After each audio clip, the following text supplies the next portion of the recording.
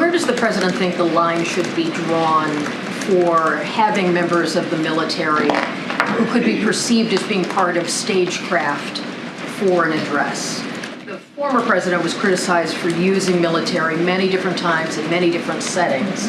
And you're right, there have been other instances and other presidents where members of the military, especially here at the White House, but to be at a location in Pennsylvania where the Marines are not normally stationed, where does the president see the line for having members of the military included? So I just want to be very clear. You know, as you know, the president was at Independence Hall, and you know the history. I'm just going to repeat it, but I know you know the history, which is where some of the documents of some of our most critical rights and freedoms were debated and were drafted. And so being at Independence Hall for this president, and you follow this president, you know how he thinks, and you know how he is as an elected official. He believes that it is important for him to speak very loudly, to have actually the loudest voice when it comes to our democracy. And so for him, this was not a political speech.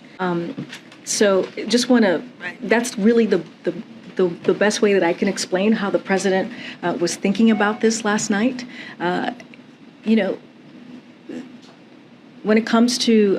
Isn't the speech in which the president concludes by saying vote, vote, vote inherently political? He wasn't referring to voting for any candidates. He wasn't saying vote for Dr. Oz. He was saying vote to reject the MAGA forces. I mean, isn't that a political speech? We don't think it's a political speech. When I was here yesterday, I actually said that he would mention voter participation and getting folks out there to make your voices heard. I said that at the podium yesterday when I was asked what this speech was going to be all about. It is the most powerful action that an American voter, can take. And so that is what he is asking the American people to do. I'm going to continue because I've answered that question a few times.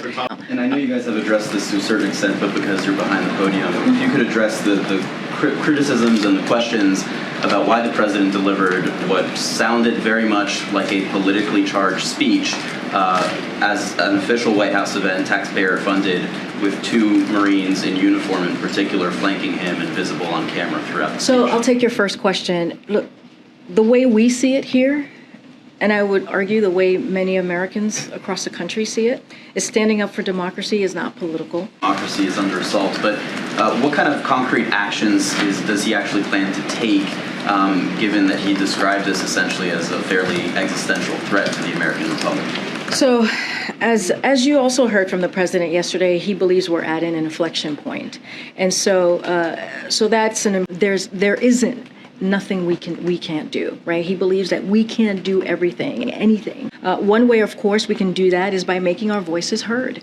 And he said that. He said that the American people have a choice. But it wasn't just a policy speech, obviously. Again, giving people a choice and saying to folks, we need to come together and make sure our voices are heard. So other than urging Americans to vote and make their voices heard, the president has no plan to confront this threat that he described very forcefully last night. I mean, it's not the first time he's confronted or spoke about his, and he did it a prime time, as you all know, to the American people, speaking directly to them that this is a time for us to come together. Right. What I'm asking is if there's any action behind his words. Well, the action is making your voices heard. That is a powerful action. So I would say that is the most powerful tool that we have. To your question about the Marines, look, the president gave an important speech last night, a critical speech, and an added inflection point. And, the presence of the Marines at the speech was intended to demonstrate the deep and abiding respect the president has for these service members, to these ideals and the unique role our independent military plays in defending our democracy. It is not an unusual sight, or is not an unusual event to have happen. I'm gonna move around. You've asked 3 questions. No, you've asked 3 questions. First question. I did. No. I answered the first question. You just I had to just dive in a little bit more, but I certainly answered it because I said making your voices heard is a powerful tool. Noting that rhetoric and delivering speeches can, I understand the kind of inspirational kind of motivation factor there, but just frankly, can the American people expect any sort of policy rollout underlying the speech yesterday in the days ahead to actually address the threat to democracy?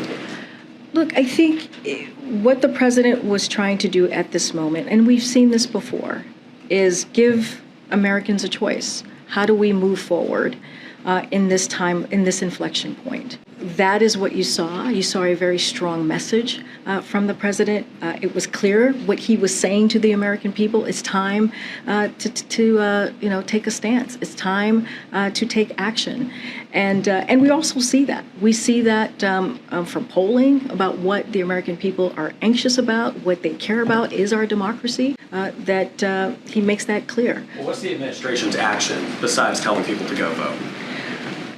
Well, I think we should not underestimate what that can do. The power of the bully pulpit, the power of the president, and that action that he took last night, and what that could make happen, what that could lead to. And that's what you heard from him last night. And we believe it indeed resonated. And so, again, this is something that he's going to continue to do. It is a powerful message that was delivered by the president. I'm going to continue. Go ahead, Joe.